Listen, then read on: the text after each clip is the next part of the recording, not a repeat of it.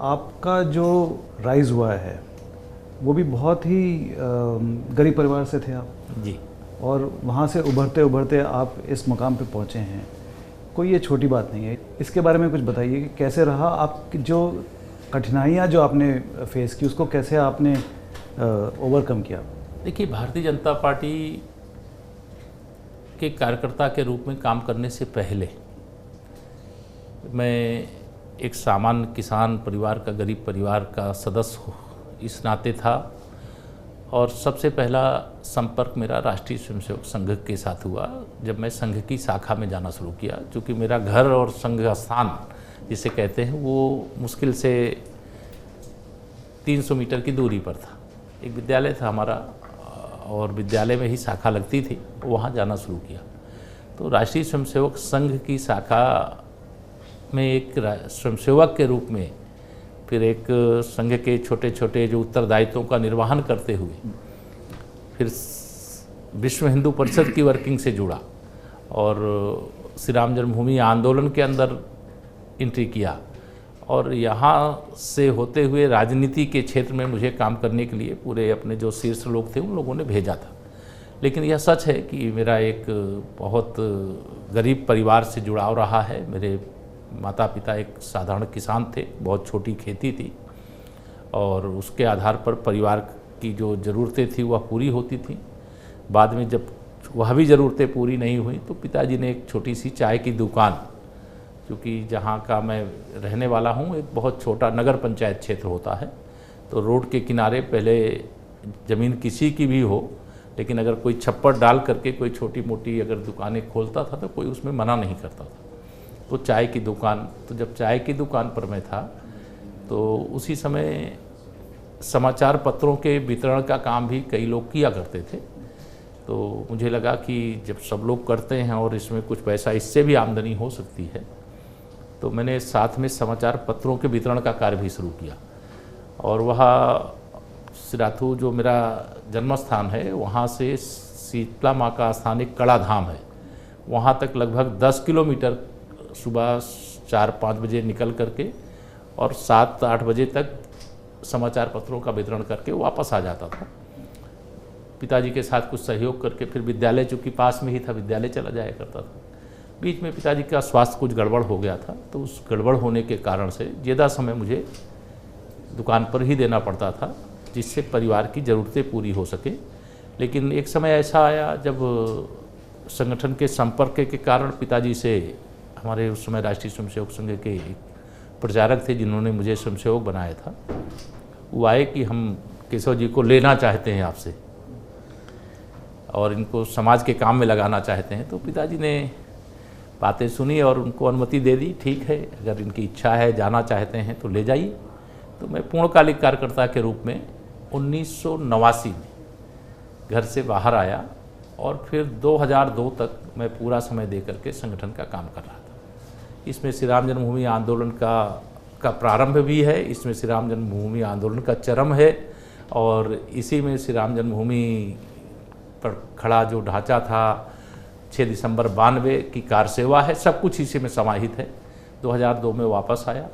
पारिवारिक परिस्थितियाँ चूँकि सामान्य परिवार से थे, ठीक नहीं थी, लेकिन वापस आने के बाद फिर परिवार के साथ जुड़ करके और कुछ छोटे मोटे जो ज़रूरत के हिसाब से कार्य करने चाहिए व्यवसायिक, वह भी करने लगे थे। राजनीति में आएंगे इसकी उम्मीद नहीं थी, लेकिन पूज्य अशोक सिंघल जी जो जिनके संरक्षण में, मार्गदर्शन में मैं काम करता था, उन्होंने मुझे भेज दिया राजनीति के क्षेत्र में। तो 2012 में पहली बार मैं विधायक बन गया था। सिराथू विधानसभा हम लोग बीजेपी के रूप में या जनसंघ के रूप में पहले कभी नहीं जीते थे। पहली बार 2012 में जब सपा की सरकार बनी थी उस समय जीते थे। और विधायक बनने के बाद फिर फूलपुर लोकसभा, जहाँ से पंडित जवाहरलाल नेहरू जी चुनाव जीतते थे, वहाँ 2014 के लोकसभा चुनाव में पार्टी ने मुझे अवसर दिया। तो फूलपुर लोकसभा से भी मैं 2014 में सांसद के रूप में निर्वाचित होकर के आने में सफल रहा। और फिर 2016 में 8 अप्रैल को मुझे उत्तर प्रदेश भारतीय जनता पार्टी का अध्यक्ष इस नाते दायित्व दे दिया गया, जो मैं स्वयं भी नहीं सोच रहा था, लेकिन दिया गया दायित्व। और 16 में दायित्व मिलने के बाद 2017 मार्च में हमारी सरकार ने शपथ ले लिया था, आप सबको मालूम है, आदरणीय योगी आदित्यनाथ जी की अगुवाई में, और एक बड़ी विजय, भाजपा का 14 वर्ष का जो यूपी का वनवास था वो खत्म हुआ था। उसके बाद राजनीतिक यात्रा आप देख रहे हैं जी। उत्तर भारत के ज़्यादातर राज्यों में भारतीय जनता पार्टी जहाँ भी उसकी मैक्सिमम सीट्स जो हो सकती हैं वहाँ पहुँच चुकी है, एक उत्तर प्रदेश को छोड़ करके। बाकी आप मध्य प्रदेश या राजस्थान, छत्तीसगढ़, इन सभी राज्यों में, उत्तराखंड, हिमाचल, सारी सीटें आपकी आ चुकी हैं। तो यहाँ से तो सीटें आपकी बढ़ेंगी नहीं, बहुत ज़्यादा बढ़ेंगी। उत्तर प्रदेश में 10 सीट बढ़ जाएंगी। तो जो 370 का आंकड़ा आप 70 सीटें ज़्यादा बता रहे हैं, ये कहाँ से आपकी आएंगी? देखिए, पहले राजनीतिक दृष्टि से उत्तर भारत, दक्षिण भारत, पूर्वी भारत और पश्चिमी भारत में भारतीय जनता पार्टी के दृष्टिकोण से लोग अंतर मानते थे। लेकिन लोकसभा चुनाव 2024 को लेकर के पूरब, पश्चिम, उत्तर, दक्षिण में कोई भेद नहीं है। चारों तरफ से कमल के फूल की आंधी चल रही है। और तीसरी बार मोदी सरकार, ये जो नारा है, इस नारे पे आप लोगों को भी, इसलिए मैं कहूँगा कि विश्वास रखिएगा। जब 4 जून को 400 पार के साथ हम फिर आप बुलाएंगे तो फिर आएंगे, इसलिए कि जब 2014 में नारा दिया गया था कि हम 272 प्लस जीत करके आएंगे। उत्तर प्रदेश में हम 73 जीते थे, लेकिन उस समय हम 283 लोकसभा सीटें अकेले भारतीय जनता पार्टी की जीते थे। और 2019 में जब नारा था कि अब की बार 300 पार, तो उत्तर प्रदेश का इतना बड़ा गठबंधन था कि बहुत बड़े बड़े जो राजनीतिक पंडित थे वह भी भविष्यवाणी करने लगे थे कि बीजेपी अब नहीं आ पाएगी, क्योंकि यूपी नहीं जीतेंगे तो देश कैसे जीतेंगे। लेकिन हम 2019 में 303 लोकसभा सीटें अकेले भाजपा की जीतने में कामयाब हो गए। और अभी आप विश्वास नहीं करेंगे, लेकिन 4 जून को आप हमारी बात पर विश्वास करेंगे, जब 370 भाजपा और 400 प्लस भाजपा गठबंधन जीत करके आएगा, जब आपको दिखाई देगा कि उत्तर भारत भी भाजपा का हो गया है और दक्षिण भारत भी भाजपा का हो गया है, अर्थात संपूर्ण भारत भाजपा का, संपूर्ण भारत भाजपामय हो गया है, मोदीमय हो गया है, ये आपको ध्यान में आएगा। धीरे धीरे और चुनाव जैसे जैसे निकट आएंगे वो और आपको ध्यान में आएगा। और हमारा विश्वास है कि हमारी पार्टी का काम और हमारी पार्टी सरकार की उपलब्धियाँ और मोदी जी के प्रति जो भरोसा है वो बहुत अधिक है। दुनिया का भरोसा है, देश का तो भरोसा है ही, और उस भरोसे की जीत इस बार बहुत बड़ी जीत होने जा रही है। मौर्य जी, आपने अपने जीवन में बहुत कठिनाइयाँ देखी हैं, अभी बताया आपने कठिनाइयाँ, लेकिन समाप्त नहीं हुई जब आप पार्टी में आ गए। पार्टी में भी कठिनाइयाँ आपने सही हैं, मुख्यमंत्री बनते बनते बचे।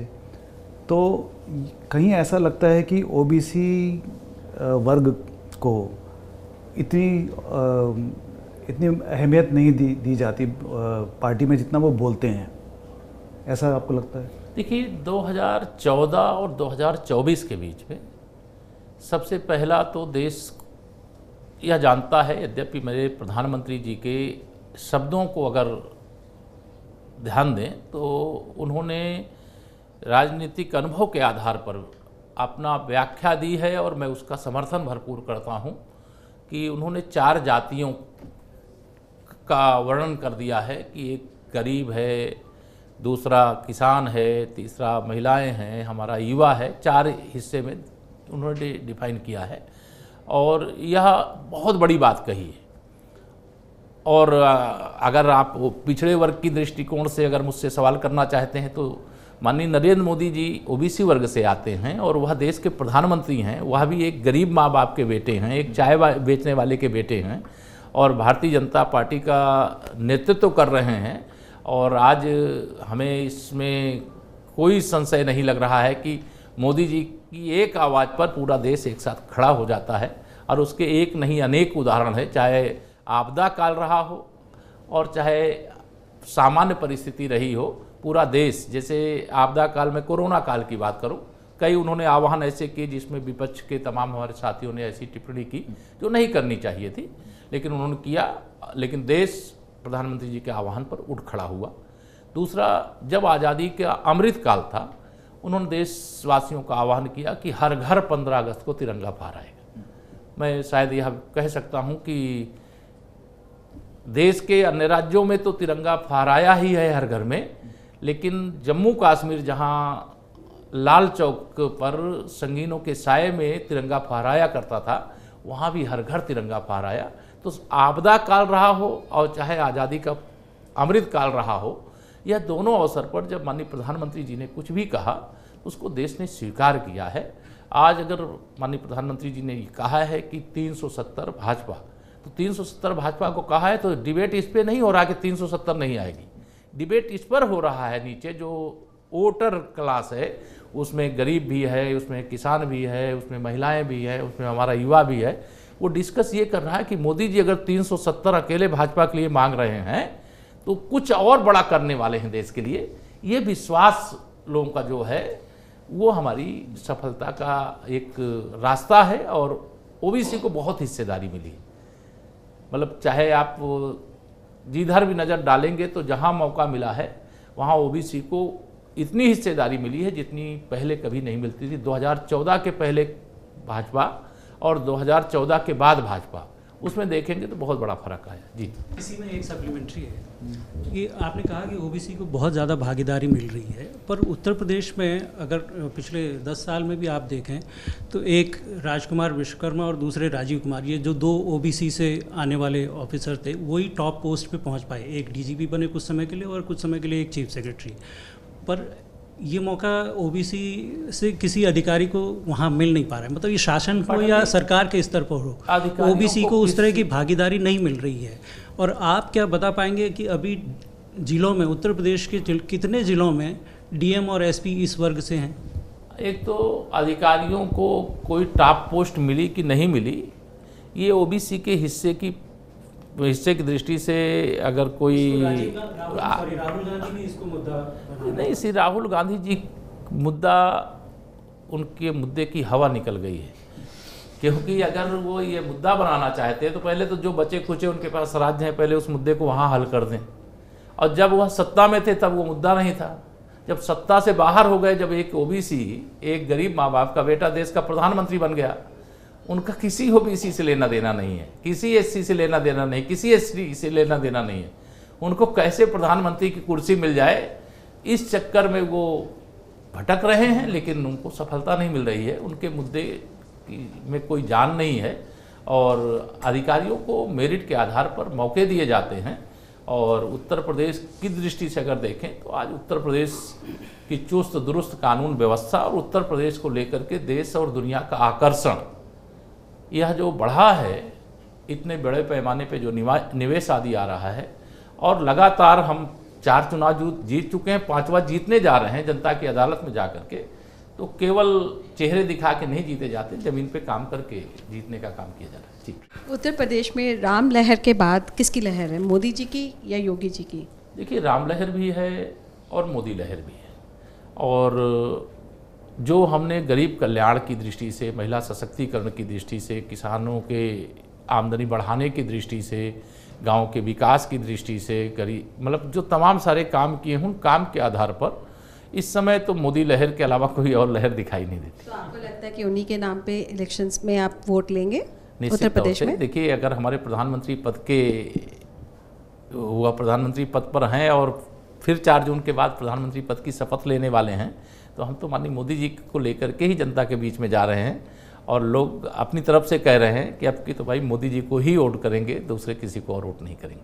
वो कमल का फूल देखते हैं और मोदी जी को देखते हैं, इसी को देख करके मतदान करते हैं।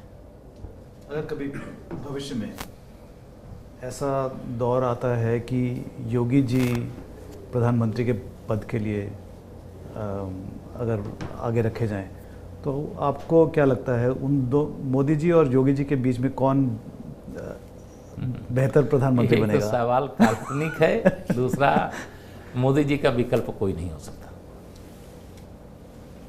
There is no comparison to. Maurya ji, आपने बोला था कि कांग्रेस का एक्सपायरी डेट हो गया है, और अभी लेकिन राहुल, प्रियंका दोनों में से किसी का नाम अभी तक उन्होंने अनाउंस नहीं किया है। अमेठी, रायबरेली से कौन रहेगा पता नहीं।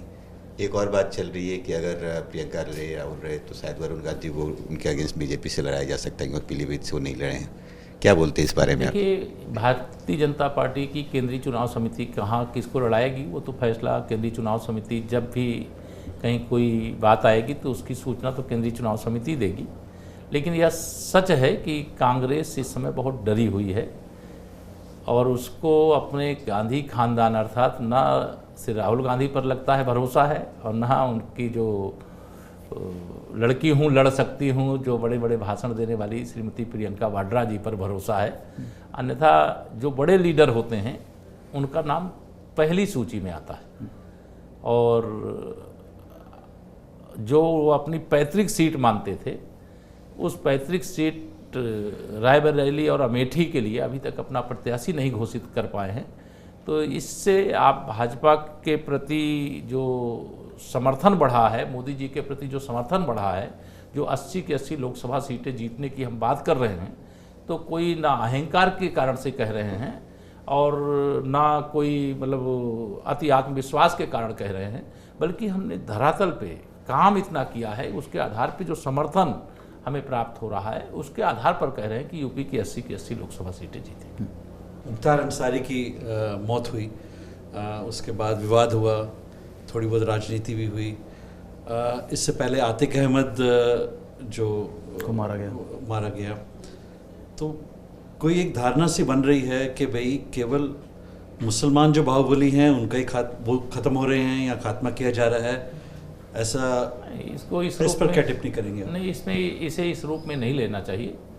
ये देखिए, हमारी सरकार की सोच बहुत स्पष्ट है। हम लोग चाहते हैं कि कोई भी अपराध करे और उस अपराध के करने वाले के खिलाफ ठोस पैरवी किया जाए और कानून के आधार पर उसको सज़ा दिलाई जाए। सज़ा आजीवन कारावास की भी होती है, फांसी की भी होती है और जिस धाराओं में उसके खिलाफ अभियोग दर्ज है, अगर वो सत्य सिद्ध होता है तो जितना सज़ा उसके लिए निर्धारित उतनी सज़ा होती है। सरकार की मंशा यही है कि जो अपराध करे उसको डर लगना चाहिए कि सरकार ऐसी है कि जो अपराधी के खिलाफ ठोस पैरवी करेगी और उसके खिलाफ कार्रवाई होगी। ये सब आरोप तो राजनीति से प्रेरित आरोप हैं। इस आरोप में कोई सच्चाई नहीं है। कोई दुर्घटना घटी है तो उसकी न्यायिक जांच भी हो रही है, उसकी मजिस्ट्रेटी जांच भी हो रही है, उसकी पुलिस के माध्यम से भी विवेचना हो रही है। जब 3 प्रकार से जांच हो रही है तो जांच का जब तक निष्कर्ष ना आवे उस पर मुझे लगता है कि मैं सरकार का उप मुख्यमंत्री हूँ, इसलिए मुझे उस पर कोई प्रतिक्रिया ये तो नहीं करना। मुख्तार अंसारी की बात है, पर उससे पहले उसमें भी यही जांच, उससे पहले कई ऐसे इनकाउंटर भी हुए हैं कि डर लोगों को, जो बाहुबली हैं उनको डर न्याय से नहीं लग रहा, उनको डर लग रहा है कि भाई हमें यूपी मत भेजें। देखिए, बाहुबली जो डर की बात जो लोग कर रहे हैं, देखिए बाहुबलियों को तो अपराधियों को और दंगाइयों को डर तो लगना चाहिए कि हमको सज़ा होगी कानून के माध्यम से। अगर वो ये समझते हैं कि जेल के अंदर बैठ कर के गिरोह चलाएंगे, अपहरण करवाएंगे और अपराध का उद्योग चलाएंगे, तो ये सच है कि अब उत्तर प्रदेश में जेल के अंदर बैठ करके कोई इस प्रकार के कारनामे नहीं कर सकता है। इसके कारण इस प्रकार के आरोप, चूँकि सपा बसपा की सरकार जब यूपी में रही है तो अपराधियों को संरक्षण करती रही। सबसे बड़ी अपराधियों की संरक्षक पार्टी समाजवादी पार्टी और उनके मुखिया श्री अखिलेश यादव जी हैं। तो वह जिस प्रकार संरक्षण करते थे, अब आज संरक्षण किसी को जैसे कि कोई अपराधी नहीं, कोई बादशाह हो, इस तरह से अगर चलता था, आज उसे अपराधी की तरह जीवन बिताना पड़ रहा है, तो वो फ्रस्ट्रेशन है। मतलब ये जब कोई बिलबिलाहट निकलती है, तिलमिलाहट निकलती है, मैं देखता हूँ जो राजनीतिक विरोधी हमारे हैं, तो वो उसी के कारण इस प्रकार के बयान देते हैं। उस बयान में ये सच्चाई नहीं है कि सरकार, जब कानून के आधार पर हम सजा दिलवाने में सफल हो रहे हैं, तो हम इस प्रकार कानून को कोई हाथ में ले, इसके हम लोग पक्ष में नहीं रहे। थोड़ा बहुत रिलेटेड सवाल है ये जो टर्म हुआ है बुलडोज़र पॉलिटिक्स, ये शुरुआत हुई यूपी से और इनफैक्ट योगी जी को बुलडोज़र बाबा कुछ लोगों ने बोलना शुरू कर दिया और वहाँ से शुरू होके ये देश के कई राज्यों में स्प्रेड, काफ़ी जगह में सेम काइंड ऑफ प्रैक्टिस हुआ। तो इसके बारे में आपको क्या कहना है? और ये भी बात है कि जो जनरल इम्प्रेशन है कि ये जो बुलडोज़र पॉलिटिक्स है, ये ज़्यादातर जो माइनॉरिटी हैं, खास करके मुसलमान, उनको टारगेट किया जा रहा है। तो आपको क्या कहना है? देखिए, इसमें मैं इतना ही कहूँगा कि मेरा भी सार्वजनिक जीवन में 2012 में पहली बार विधानसभा में चुन करके आया था और आप सबका भी पत्रकारिता का अनुभव बहुत लंबा है, बड़े वरिष्ठ पत्रकारगण यहाँ पर बैठे हुए हैं। बुलडोजर शब्द चाहे विरोधियों के द्वारा रचा जाए और चाहे हमारे आप सब मीडिया के मित्र उसको बुलडोजर शब्द का प्रयोग कर दे, अवैध कोई निर्माण होता है उसकी एक विधिक प्रक्रिया होती है और उस प्रक्रिया का पालन करते हुए अगर कोई अवैध निर्माण है और उसको हटाने की प्रक्रिया की जाती है तो ये प्रक्रिया हमारे सरकार आने के पहले भी चलती थी, हमारी सरकार है इस समय भी चल रही है। कोई भी सरकार देश में कहीं एक कोई अवैध निर्माण होता होगा और उसकी अगर जांच करने में सही पाया जाता होगा तो कहा जाता है कि आप अपना अवैध निर्माण हटा लो, अगर नहीं हटाओगे, अगर सरकार हटाएगी तो हटाने का जो खर्चा है वह भी आपसे वसूल किया जाएगा। उसकी एक प्रक्रिया है, उस प्रक्रिया का पालन किए बगैर ऐसा नहीं किया जाता। दूसरा, मैं आंकड़े लेकर के नहीं आया लेकिन मैं आपको यह दावे के साथ कह सकता हूँ, भेदभावपूर्ण हमारे यहाँ कार्रवाई नहीं होती है।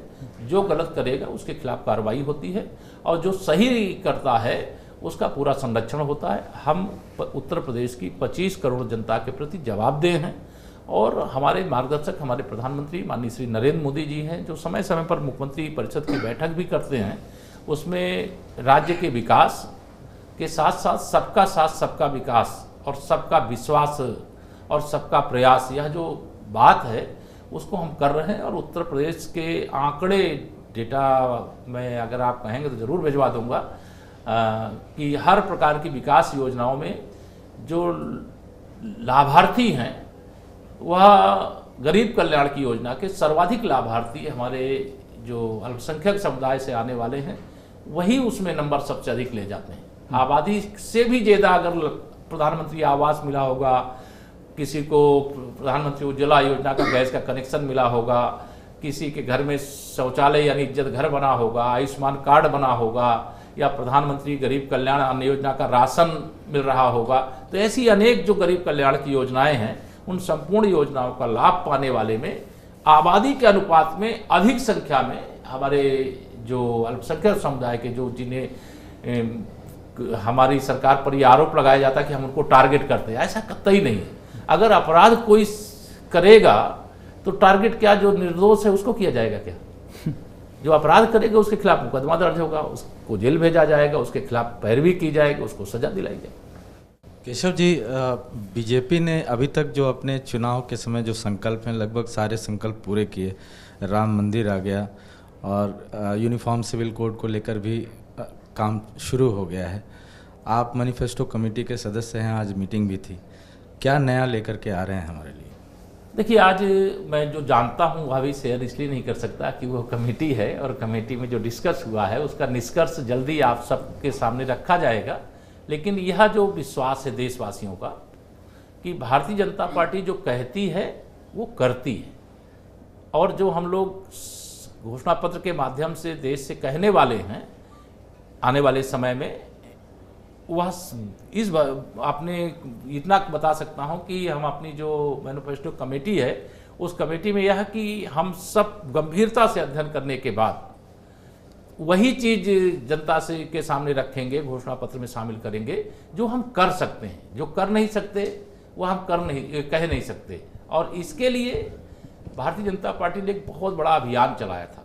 3000 से अधिक विधानसभा क्षेत्रों में लोगों का सुझाव लेने के लिए, जिसमें 3 लाख से अधिक सुझाव भी आए हैं, जिसमें कि हमारे घोषणा पत्र में क्या क्या शामिल होना चाहिए।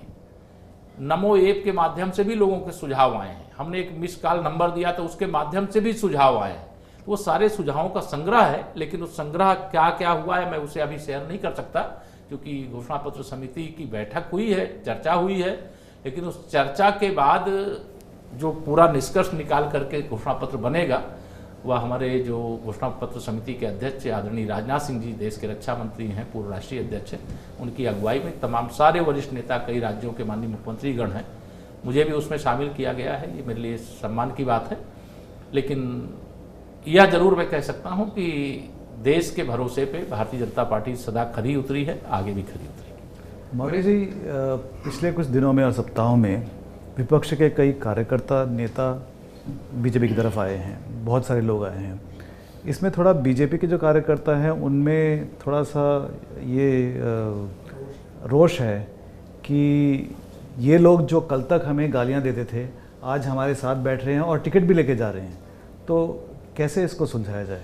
देखिए, भारतीय जनता पार्टी जब हम 2017 में, मैं यूपी का उदाहरण दूं चूँकि मैं यूपी का अध्यक्ष रहा हूं, हम जब चुनाव के लिए मैदान में जा रहे थे 2016 से अध्यक्ष के नाते मेरे ऊपर उत्तरदायित्व आया था। उस समय हमारी पार्टी 40 विधायकों वाली पार्टी उत्तर प्रदेश में थी और 10 सांसदों वाली पार्टी उत्तर प्रदेश में 2014 के लोकसभा चुनाव से पहले थी। यह सच है कि हमारी पार्टी के भी बहुत सारे लोग दूसरे दलों में बीच में जब हमारी स्थिति अच्छी नहीं थी तो चले भी गए थे, और यह भी सच है कि दूसरे दलों के बहुत बड़ी संख्या में लोग हमारी पार्टी में भी आए। आज यह कह सकते हैं कि सामाजिक समीकरण की दृष्टि से सबसे शानदार गुलदस्ता देश में और अलग अलग प्रदेशों में अगर किसी के पास है तो भारतीय जनता पार्टी के पास है। दूसरे दलों से बड़ी संख्या में ऐसे लोग आए हैं जो पहले निश्चित तौर से हमारी विचारधारा के विरोध वाले दलों के साथ थे तो ऐसी भाषा का प्रयोग करते थे, आज भाजपा परिवार का हिस्सा बने हैं। अब राष्ट्रीय स्तर पर भी और राज्य स्तर पर भी एक ज्वाइनिंग कमेटी बनी हुई है और ज्वाइनिंग कमेटी कई पक्षों का अध्ययन करने के बाद लोगों को पार्टी ज्वाइन कराने का काम करते हैं। और फिर लगता है कि कोई पार्टी के प्रत्याशी के रूप में चुनाव जीत सकता है तो केंद्रीय चुनाव समिति अगर उन्हें चुनाव लड़ने का अवसर देती है तो हमारे प्रत्याशी तो नरेंद्र मोदी जी हैं और चुनाव निशान कमल का फूल है। लेकिन ये तो फिर वोट पॉलिटिक्स हो गया। जो लोग आ रहे हैं वो आइडियोलॉजी शेयर नहीं करते आपके साथ। आप जो भाजपा के लिए जो सपोर्टर्स जो हैं वो इसलिए सपोर्ट करते हैं कि आपकी एक आइडियोलॉजी है, आपकी एक छवि है, और ये लोग बाहर से आके उसको दूषित नहीं कर रहे क्या? देखिए, विचारधारा से भारतीय जनता पार्टी ने न कभी समझौता किया था और न कभी समझौता करेगी। जो हमारी विचारधारा है हम उस पर पहले भी कायम थे, आज भी कायम हैं और आगे भी कायम रहेंगे। लेकिन अगर किसी ने अपना रंग बदला है जैसे गिरगिट बदलता है तो वो हमारे विपक्षी दल के जो नेतृत्व करता है उन लोगों ने बदला है। ये जो भी विपक्ष के, चाहे श्री राहुल गांधी जी हों, चाहे श्री अखिलेश यादव जी हों, चाहे पश्चिम बंगाल में ममता बनर्जी जी हों, जितने भी मैं एक एक करके नेताओं का अगर नाम लूँ तो ये मैं कहता हूँ कि माननीय नरेंद्र मोदी जी के नेतृत्व में देश में सरकार बनने से पहले मंदिर नहीं जाते थे, आज उनको मंदिर जाना पड़ रहा है। ये हमारी विचारधारा की विजय है और उनकी विचारधारा की पराजय है। जो तुष्टीकरण की राजनीति को ही राष्ट्रीय राजनीति का मतलब एक तरह से पर्याय बना देते थे, आज तुष्टीकरण की राजनीति करने का साहस किसी को नहीं हो रहा है। इस देश में श्री मनमोहन सिंह जी की अगुवाई में जो सरकार थी, जो श्रीमती सोनिया गांधी जी, श्री राहुल गांधी जी, श्रीमती प्रियंका वाड्रा जी चलाती थी, उस समय जो प्रधानमंत्री जी ने देश को संबोधित करते हुए कहा था कि देश के संसाधनों पर पहला हक मुसलमानों का है। लेकिन हमारे प्रधानमंत्री माननीय नरेंद्र मोदी जी जब आए तो उन्होंने कहा देश के संसाधनों पर पहला हक गरीबों का है। इसी को गरीब शब्द का प्रयोग करने की जगह तुष्टीकरण करने के लिए उन्होंने मुसलमान शब्द का प्रयोग किया। अल्पसंख्यक को भी शब्द प्रयोग नहीं किया, मुसलमान शब्द का प्रयोग किया था। तो हमारी जो विचारधारा है, हम अपनी विचारधारा पर कायम थे, कायम हैं, कायम रहेंगे। जो दूसरे दलों से हमारे पार्टी में आएंगे तो उनको भाजपा की विचारधारा क्या है उन्हें मालूम है। हमारी विचारधारा के अनुसार ही वह चलेंगे भी, उनको चलना भी पड़ेगा, और हमारी विचारधारा के अनुरूप जो चलने की स्थिति में नहीं होगा वो भाजपा में आएगा ही।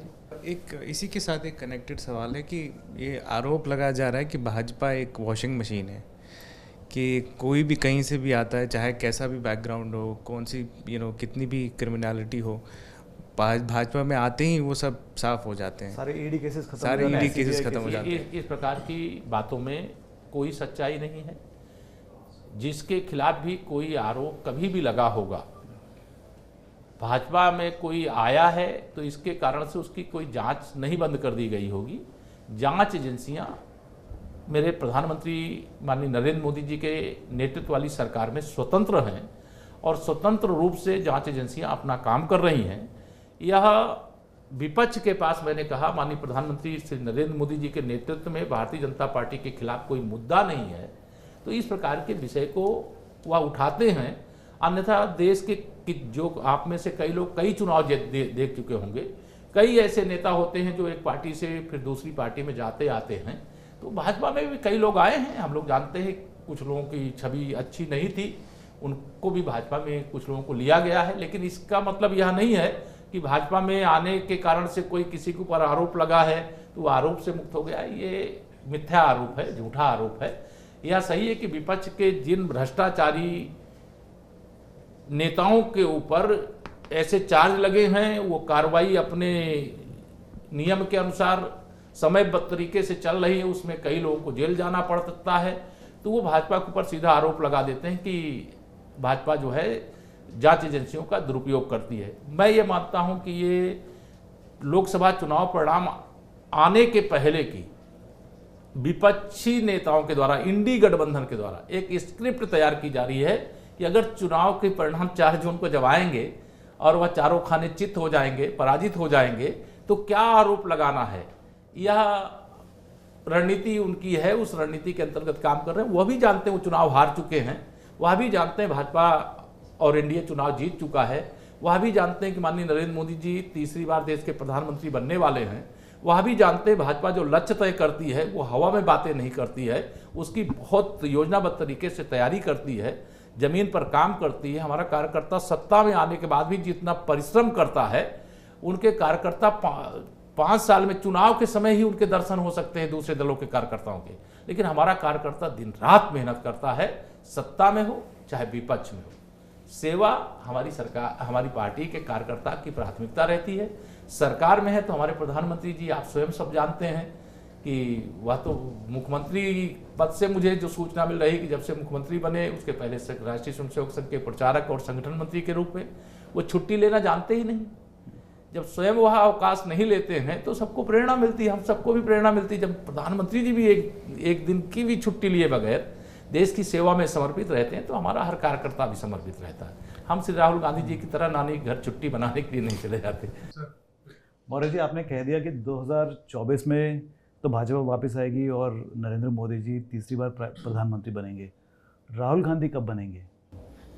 देखिए 2047 तक 9 वैकेंसी, बट 2047 तक, क्योंकि 2047 आजादी का शताब्दी वर्ष है। अमृतकाल ना, अमृतकाल तो बीत गया, अब शताब्दी काल की तैयारी है और वह शताब्दी काल हम कांग्रेस के भरोसे देश छोड़ नहीं सकता, क्योंकि कांग्रेस के भरोसे 60 साल देखा जा चुका है। देश को बर्बाद करने का काम, भ्रष्टाचार के दलदल में डुबाने का काम अगर किसी ने किया है तो कांग्रेस पार्टी ने किया है। इसलिए मैं कांग्रेस को भ्रष्टाचार के अम्मा की अम्मा कहता हूँ।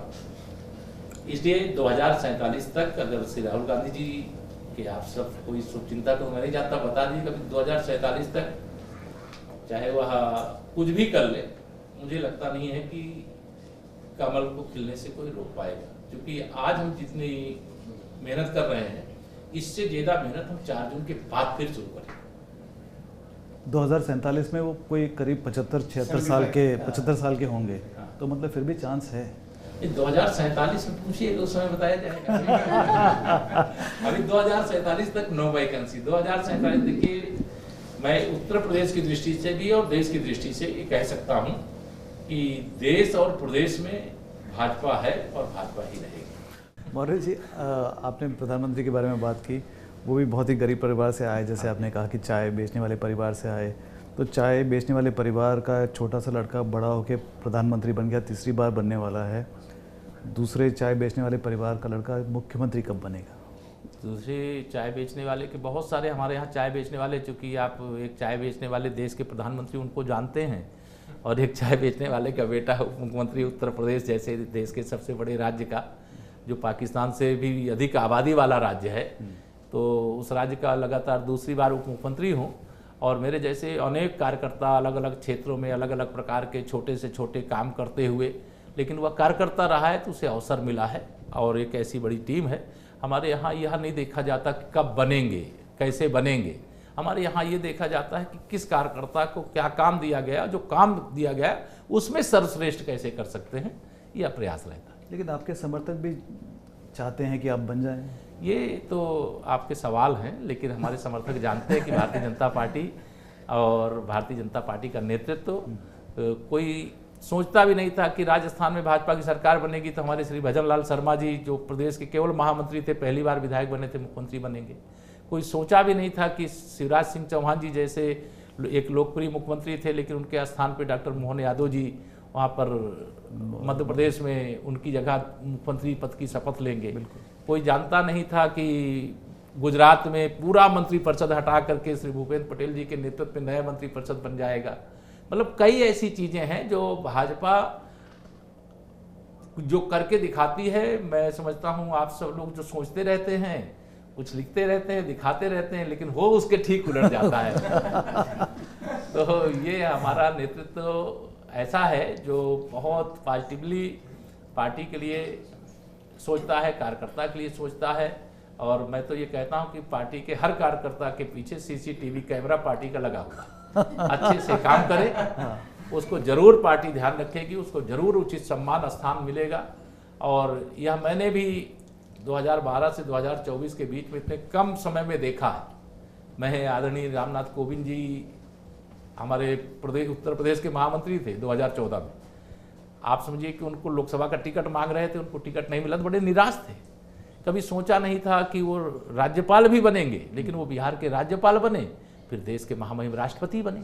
तो आदरणीय द्रौपदी मुर्मू जी, जिनकी चर्चा करने की आवश्यकता नहीं है, लेकिन आपके सवाल को एक कार्यकर्ता के रूप में अपना दायित्व पूरा करने के बाद वह एक संस्था से जुड़ करके किस तरह से सेवा में लगी हुई थी, लेकिन अचानक वह एक गरीब माँ बाप की बेटी, एक आदिवासी समाज से आने वाली बेटी और देश की आज राष्ट्रपति के रूप में सेवा कर रही हैं। वो भी कर, तो ऐसा माननीय नरेंद्र मोदी जी उदाहरण है ही कि एक चाय बेचने वाले का बेटा, केशव प्रसाद उसका उदाहरण है ही, एक चाय बेचने वाले का बेटा, एक किसान गरीब का बेटा।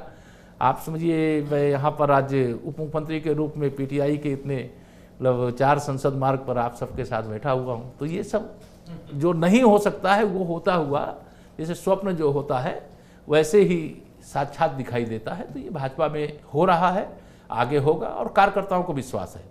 हमारी जो विचारधारा है उससे न डिगेंगे न उससे पीछे हटेंगे। हमारे जो कार्यकर्ता हैं सबको सम्मान मिलेगा। हम तो जब देखते हैं सत्ता में रह करके इतने कार्यकर्ताओं का समायोजन हुआ है उत्तर प्रदेश में ही, कम से कम मैं कहूँ तो 30,000 से अधिक कार्यकर्ताओं का तमाम अलग अलग स्थानों पे समायोजन सत्ता में रहने के कारण हो सकता है उनका समायोजन हुआ है। तो देश के अंदर कितने हुए होंगे मैं उसे आंकड़े नहीं है, लेकिन हर कार्यकर्ता भरोसे में, हर कार्यकर्ता न विधायक सांसद बन सकता है, न देश प्रदेश की सरकार में मिनिस्टर बन सकता है, लेकिन कुछ ना कुछ वो जरूर बन सकता है, ये उनको विश्वास। आपका कहने का मतलब है कि सब्र का फल मीठा होता है और आप मीठा फल खाएंगे किसी दिन। आप उसका जो भी अर्थ लगाना चाहें लगा लें, लेकिन मैं यह मानता हूँ, मेरे जैसे मैं उदाहरण भी देता हूँ, जैसे अर्जुन को चिड़िया की केवल आंख दिखाई दे रही थी जब निशाना लगाना था, तो मुझे तो अभी 2024 में माननीय नरेंद्र मोदी जी के नेतृत्व में फिर से प्रचंड बहुमत की सरकार बने और उत्तर प्रदेश की 80 की 80 लोकसभा सीटें जीती जाए, मेरा एक ही लक्ष्य इस समय है। और उस लक्ष्य को प्राप्त करने के लिए हम लोग दिन रात परिश्रम कर रहे हैं। और आज बैठक थी इसलिए आप सबके साथ आज बैठने का मौका मिल गया, नहीं तो आप सबसे भी निवेदन करते कि 1 जून के बाद तो 1 जून को अंतिम चरण का मतदान है। 7 चरणों में मतदान है और पूरी तैयारियां हैं और वह हम लोग प्रचार का भी हिस्सा हैं, बैठकें भी छोटी बड़ी सब प्रकार की लेना पड़ता है। तो चूँकि पूरे प्रदेश में जाना रहता है इसलिए थोड़ा समय अभाव रहता। अभी पश्चिम के चुनाव पहले चरण के हैं, तो कल मैं रामपुर और सहारनपुर ज़िले में था और आज घोषणा पत्र समिति की बैठक थी इसलिए यहाँ था। अभी थोड़ी देर बाद मैं गाजियाबाद जा रहा हूँ, वहाँ पर एक बैठक है। और फिर कल हमारे मेरठ के जो प्रत्याशी हैं रामायण के राम श्री अरुण गोविल जी, उनका नामांकन है, उसका हिस्सा बनना है। तो अभी तो एक भी दिन नाम नहीं विश्राम का, राम काज कीने बिना मोहि कहाँ विश्राम, हनुमान जी के लिए था। और राष्ट्र काज कीने बिना मोहि कहाँ विश्राम, 80 कमल खिलाए बिना, 80 वे भाजपा गठबंधन को जिताए बिना मोहि कहाँ विश्राम, इस भावना से हम लोग काम कर रहे हैं। धन्यवाद। केशव प्रसाद मौर्य जी, बहुत बहुत धन्यवाद। धन्यवाद।